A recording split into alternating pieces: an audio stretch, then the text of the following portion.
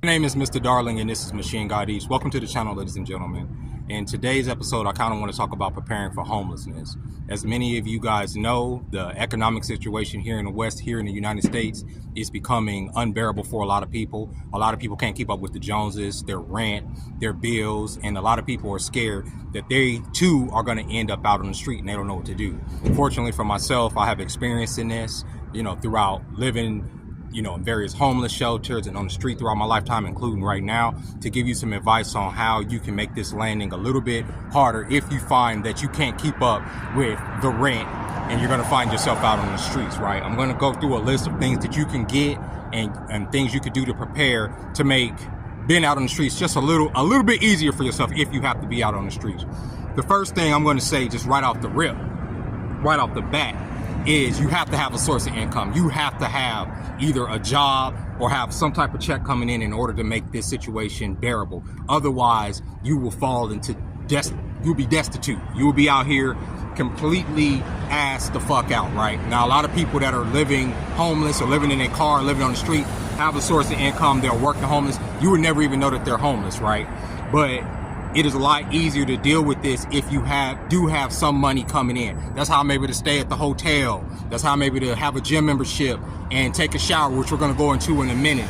That's how I'm able to fix my tire whenever this bike wants to give me issues. You understand what I'm saying? Because I have a job. Without a job, I will fall further and further behind. I would be dirtier, right? I wouldn't have my transportation in order to get myself around. I wouldn't be able to, keep up with my hygiene in order to be able to be a part of society where people are not judging me for just walking down the street like a lot of homeless people experience. So in this video, we're going to talk about the things that you can do to prepare yourself if you unfortunately have to end up in this situation right now in America. America right now is a dark place, and our politicians who are trying to take office right now are not offering any solutions to stave off this horrible situation that a lot of people are going into. So if videos like this can help people prepare or to deal with what they're going to, I want you guys to know that you're not alone and you can get through this. And we're going to go through that in this video. So join me and stick around, and we're going to go over a whole lot of different things to help you survive and overcome this particular situation. Let's get into it.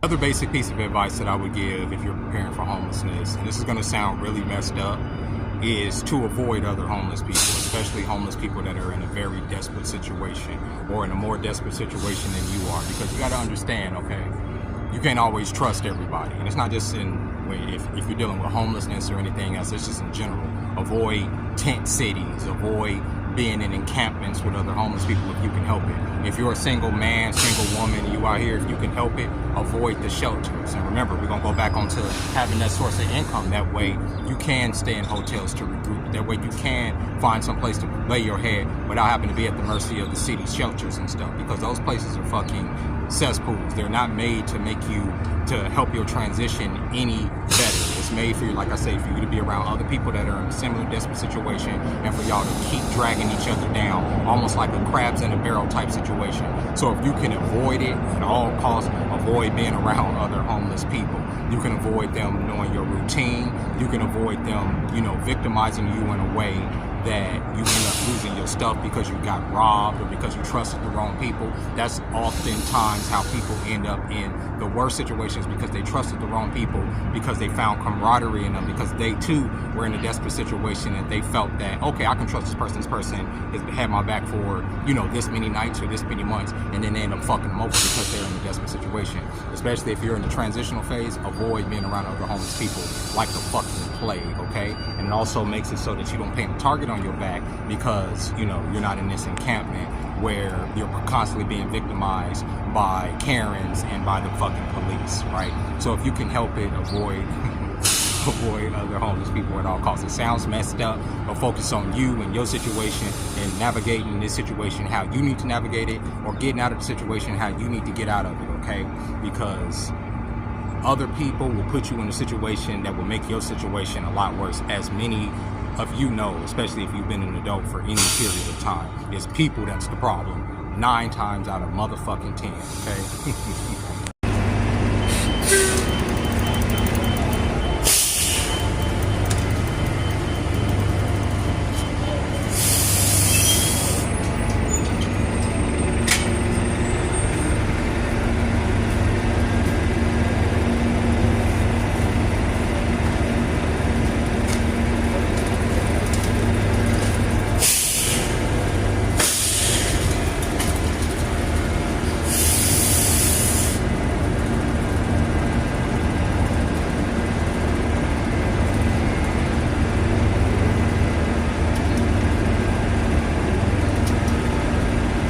Depending on what city you're in, public transportation can be your friend big time.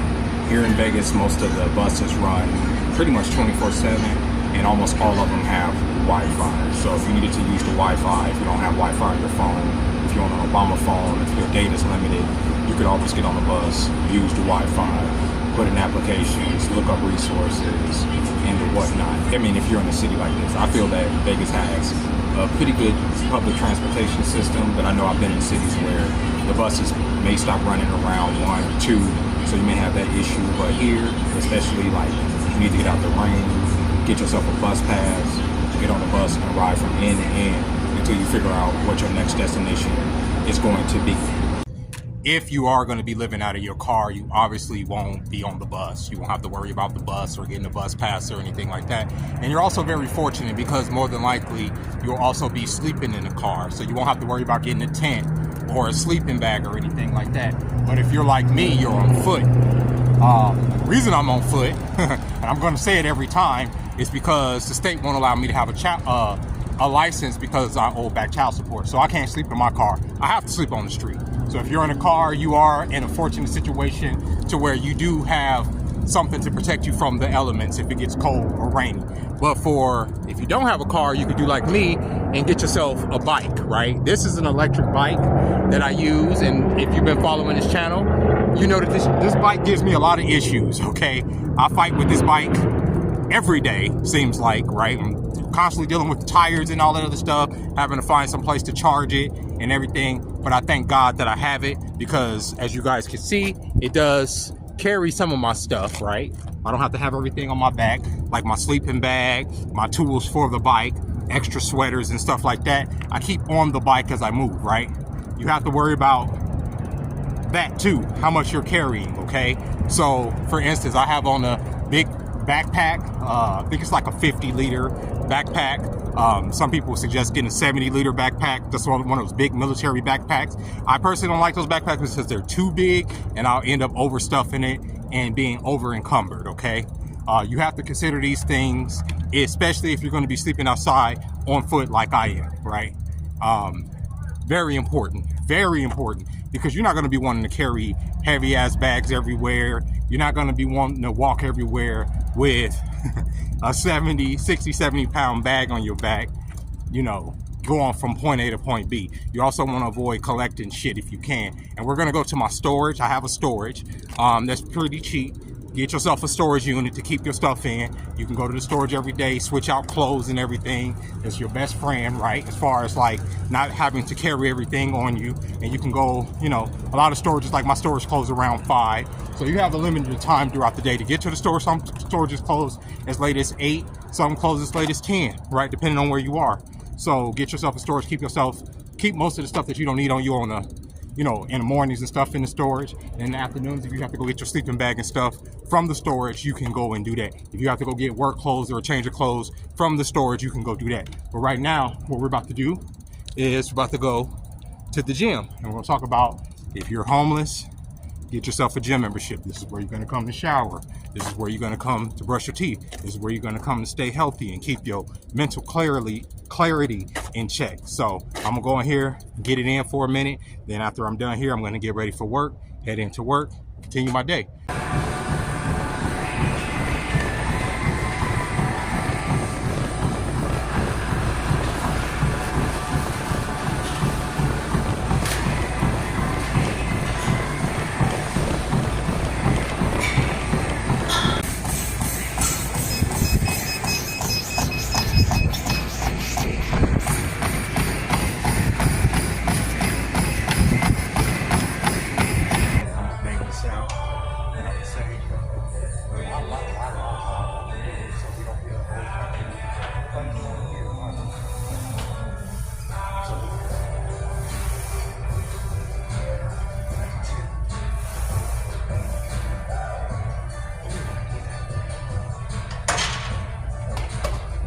That's like my third set trying to do this video for you guys. I hope y'all appreciate it, so I can only do 3, so.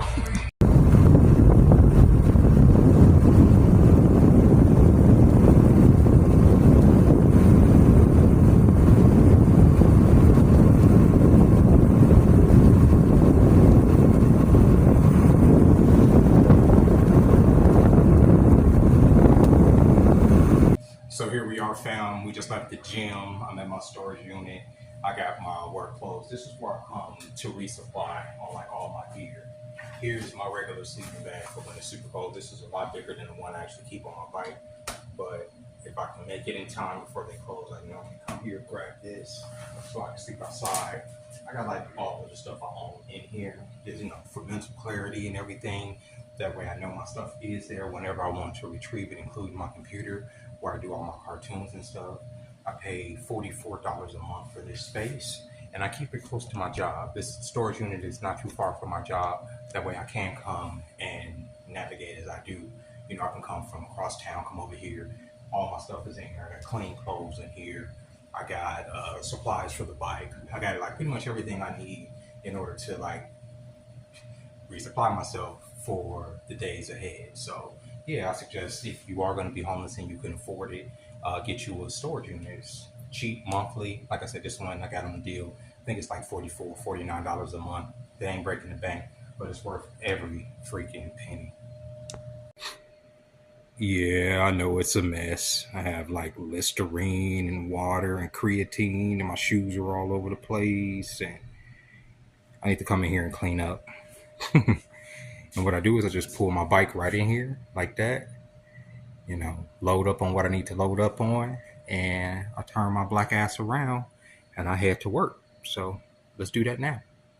So here I am at work getting ready to serve tables. Ideally, you don't want to trade your time for money because a lot of these jobs are not paying what minimum wage should be, which is close to $30 an hour if you account for inflation. So a lot of times you're trading time for less than your value. You really are. But I work in a gratuity business, so a lot of my money comes from gratuity, thank God, especially considering what the state does to my paychecks, okay? Bringing in this little bit of money does help the homelessness be a lot easier, and I can invest in other things like my social media situation. I made a lot of money on TikTok before they took my page down, and I was recently able to monetize my YouTube channel. The creator economy is expected to grow to an $800 billion industry by 2027. So it is a good idea to be at least try to be a part of that, try to make some videos, try to make some content, do something that's going to get you a foothold in that digital creator economy before it becomes so saturated that everybody is doing it. It already seems like everybody's trying to be an influencer, but once everybody realizes that that's where the jobs will be within producing content or being some type of content creator in the future, people will be a part of that. So as a homeless person, if you can get that second income from social media, if you can get that on top of having a part-time job that ain't taking up too much of your time and eating up, you know, too much of your like time, you're good to go. So I suggest keeping the job. All right, family, I'm off work, and this is typically the time of night where I have to find some place to camp, right? But, you know, if I had a car, like I've mentioned before, I would just sleep in my car. But due to the fact we live in the United States of America, one of the most oppressive nations on the fucking planet, you know what I'm saying, with indoctrinated idiots that believe that the government should have the right to punish a man for having children with a woman across 15 fucking years, right? And charging that man an exuberant amount of money for having those children, right? And punishing him by taking away his license, even though he's never violated any traffic laws, even though he's never done anything. I can buy a gun. I can buy as many guns as I want. I can buy guns all day. But as far as driving, no, I can't drive. I can't sleep in my own car because we live in, the freest nation on the planet. So I have to sleep out on the goddamn street. You feel me? That's what I have to do. So when you have to sleep out on the goddamn street in the United States of a fucking America, you have to figure out, that's why I'm doing this video, how you gonna do that without having to run into the fucking oppressive ass state police, these fucking meth head, crackhead motherfuckers that wanna rob you, right? You have to worry about all that. So in my bag, oftentimes, yes, I do keep a firearm. If not a couple, depending on how I'm feeling. I keep a firearm on my person at all times. I keep a knife on my person at all times, a combat knife. I will fucking skewer a motherfucker. And I shouldn't even have to feel like that, but that's where we are. These are just a few things I keep in my bag. I keep a medical pack. I keep gauze. I keep a tourniquet. Okay? I keep things that can heal me. Stuff for my tooth. One of the things y'all don't know about me that I don't talk about it often is that I have tooth issues. I be having tooth pain like a motherfucker. Some of the worst pain you can ever imagine. So I keep all that stuff in my bag as well. I'm going to go more into what's in my bag when I get up into my room. Yes, I have one more room tonight. I'm not sleeping on the street tonight. Tomorrow. But not tonight. So when we get up in the room, I'm going to go through my bag. Show y'all some of the stuff I like to carry on me. And yeah, we're going to close the video out that way. Like I said, if y'all are new to this, stay off the fucking pipe. Keep some money in your pocket, keep some employment. Those are the most important things. And stay away from fucking desperate people. Those are the main things you want to prepare for. And also have some place to lay your head. Because the first night I slept outside, I slept without a fucking sleeping bag, and it was a miserable experience. You know what I'm saying? I slept on concrete, and the concrete was hard. Every time you turn over, it's poking you and all of that. But the second night, I did have my sleeping bag on me, and it wasn't so bad. So make sure you have a sleeping bag or something where you can, you know, lay on some type of tarp or some type of situation, a yoga mat or something light that you can carry with you, okay? I don't advise a tent in a lot of cities because that will put a target on your back for the fucking police. Right off the rip. You don't want that. You don't want them fucking with your shit, right? You wake up in the morning, these motherfuckers don't want you over there. Guess what they'll do? They'll shred your shit. They'll take your shit. A sleeping bag is easy to roll up, put in your bag. You don't have to worry about that. You start pitching tents and shit, trust me, you're gonna gain a lot of attention, not just from the state, but from the Karens that don't want you in the neighborhood. The Karens that don't want you to be an eyesore around them. You feel me? So that's kind of one of the things that you will want to avoid as far as like camping, a fucking tent. Unless you can have a secluded area where nobody can see your tent, like in the woods or something. But I live in such a dense urban environment. Woods and shit are real hard to fucking come by. You know what I'm saying? We have our parks and stuff, but there's always people in the parks. So that's not necessarily an option. I pitch a tent in the fucking park that I stay in. Everybody would notice. So I suggest like a sleeping bag. I keep 2 sleeping bags. I keep the small one that you see on the back of my bike here. That one right there. And the big one I showed you in the storage earlier. The big one I showed you in the storage earlier is very comfortable. You don't even know, you could be in that motherfucker all night and won't even know that it's getting cold. It feels good. So yeah, get you a sleeping bag, get you some weaponry, and I'll show y'all some more what's in my bag when we get upstairs. All right, y'all, we back in the room. All right, and I've emptied my bag pretty much. I do believe this is like a 50-liter bag. I'm not sure completely, but I know it holds most of my stuff and it's not overly big like my other military bag. But I'm gonna show y'all what I keep in here, okay? The first big item that I keep in here is my toiletry bag. Now this bag right here keeps all of my toiletries and stuff in it. I have my lotions, obviously, my foot cream because I like to keep my feet smooth, my cologne. This is the type of cologne I wear if y'all were interested. It's called Blue Depths or Deep Blue or whatever the case. It's a knockoff of another brand, okay? But it smells good. My toothbrush, toothpaste. I have a electric razor in there. And I like to keep baby wipes on me because the first couple nights that I stayed in the park, I touched some gross shit and I didn't have anything to wipe my hands with, and that was kind of gross. So yeah, toiletries. Keep yourself smelling good. Get you a bag like this. This one right here has a hook, so when I'm at the gym, I could just hang it over the shower like this and just have access to my bag like that, as you can see. Okay. I keep extra clothes on me. I didn't bring too many extra clothes today because I am in a hotel, and yeah, I leave that stuff in the storage. But if I'm here for a few days, I keep myself a couple extra pair of socks, a few beaters. Y'all know I like my beaters, my different colored beaters, a regular t-shirt. I have a sweater that I keep in here. Here it is, actually, right here. I didn't bring it today because it was hot. This is an extra sweater that I keep in this bag under this sleeping bag right here. That way, if it gets cold, I always have a sweater on me. Okay, let's go down.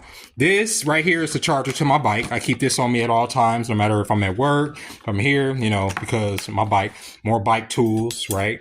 I have a phone charger, obviously, because I need to charge my phone wherever I am. Let's go over here, move this out the way. This right here is a power bank. So for charging your phone and your stuff like that, I suggest getting one of these. If you can get a solar one, because one of the biggest issues that I've had since I've been living outside is charging my stuff, keeping my phone charged. I can't charge my bike with this thing, but this thing keeps my phone charged all the freaking time. I recommend something like this. This is a godsend, okay? I keep a lock on me. I keep a lock in every bag that I have. I remember all the combinations just in case I have that bag on me and I'm at the gym. I need to lock it up. There we go. An extra toothbrush just in case something happens to my other toothbrush. Washcloth, you know, that type of situation. I have this L-tool situation right here. I have a lot of L-tools. You end up getting them all over the place. A couple different straight edges, a knife, a straight edge, bug spray. The very first week I was out there, I had so much shit crawling on me. I had so many tick bites and mosquito bites that I had to buy some stuff that was to keep that off of me. And as I was telling you, I have tooth issues. I keep the ibuprofen on deck. Also, tooth numbing medicine to keep my teeth from hurting. I have a white pen that I be doing graffiti on my shit with, don't worry. And basic firearm. This is what I keep on me pretty much at all times. This is like my kit, okay? I also have a medical bag that I keep on me too. It has a tourniquet in it. It has the things I was telling you, gauze, all that other stuff. But when I have that, I keep that on the back here. And this bag right here, this is inner tubes, patches, liquid rubber cement for the tires and all that other stuff. Obviously, this is a little sleeper bag right here. This thing right here is a light, an extra light, okay? Oh, I also keep my Switch on me. As y'all probably seen me in other videos, I'm always playing my Switch. So I keep that on me, you know, for entertainment purposes. My glasses, okay? And I have a smoking pipe for, you know, I like to partake in the 420. It's actually legal out here. And a bottle of the old bourbon, you know what I'm saying, to keep the spirits high. And that's typically what I keep in my bag, okay? This is how I survive. I would like to add a tarp to this back situation, just a tarp, regular tarp, so if it rains, I can hang it over something. Oh, I didn't show y'all. Let me show y'all what's in here as well, okay? I got another thing too that's actually really fucking useful, okay? Let me move that out the way. All right, here's my shamog. All right, if it gets windy or there's too much dust in the air, I'll wrap that around my face, around my body. But in here, okay, so y'all see the inner tube. I have a portable pump. Here are emergency rain ponchos. So if it starts raining, there's 10 in this pack. This is like $8. I can put a poncho over myself. I could put a poncho over the bike, over the mobile home unit, over my stuff to keep it from getting wet. Like I said, I'm going to get a tarp as well to, just to have it, just so that the rain can run off of everything. And yeah, guys, that's pretty much it. That's pretty much how I've been keeping going over the last couple of weeks. Okay. That's been my routine. All right. If I'm not here at the hotel, I'm at the park, as y'all know. Yeah. If you guys, or if you're one of the people watching this video and you're facing homelessness, I'm just going to tell you, yes, it can be scary. It could be frustrating. It could be confusing. A lot of relationships that you have with people will come into perspective. It is a trying time to be very homeless, okay? Especially in a capitalistic nation that judges you for not having something as basic as a place to live, even though they make it so that is a monumental mountain to freaking climb, even though that should be something that's just basic for any adult. It is what it is in this country. I'm going to tell you guys, do not be afraid. That is one of freaking God's commands. Don't be afraid. Give it to God. God will look after you. God will give you the vision and the strength to get through this situation, because you have no choice but to live. You can't just turn off your brain and not experience this. You have to live in it. You have to feel it. You have to go through it. And if you're going to go through it, just be prepared when you go through it. And other things I didn't mention as much in this video is resources. I know out here in Nevada, there's a place over on Maryland Parkway, when you first move over here, they offer assistance to you. They give you about $600, okay? When you first move here, especially if you don't have a job, they will literally cut you a check for $600, okay? At least when I first moved out here, to get you on your feet, to get you started, right? Especially if you're not a resident here, yada, yada, yada. Or if you're a new resident here, they look out for you, right? That's one of the resources that's at least here in Nevada. I don't know about everywhere else. I know there's other resources that exist, but if you're facing homelessness, look up those resources. If you're a single man or a single woman, like I said earlier, I personally don't suggest the homeless shelters. If you're a woman with kids, yes, the women and kids shelters are a lot better than the the unisex shelters or the men's shelters, which no thank you. There's just hopelessness to me. So with that being said, I hope y'all enjoyed this video. I hope y'all got something from it. If I left something out, y'all could please let me know, right? I'm going off of, my situation is going off of a person that's not living in a car, right? I'm living directly off of my mobile home unit over. Yeah, that's my house. That's it. That's my house right there. So I don't have a car or nothing like that. So if you're like me, get yourself a bike. You don't have to be an electric bike. This bike was expensive because I was preparing to be homeless. But you can get a lot of bikes on the Facebook marketplace for dirt cheap. I saw some really good mountain bikes and some really good bikes with the back. You want to get something that can have something like this, like a rail that can carry stuff on the back. I've seen some bikes on Facebook Marketplace for under $50. If you can afford it, go ahead and get it. It's going to be okay. America's just going through a really tough period right now. And people say that the American dream is dead, at least from our perspective it is. But in my opinion, I believe the American dream is working as intended, because everything is for sale and everybody is so desperate to not be poor that they're willing to sell anything up until their soul as to not end up on the streets like me. So go ahead, hit that like button. Go ahead, subscribe to the channel if you haven't yet. And until next time, ladies and gentlemen, bye-bye.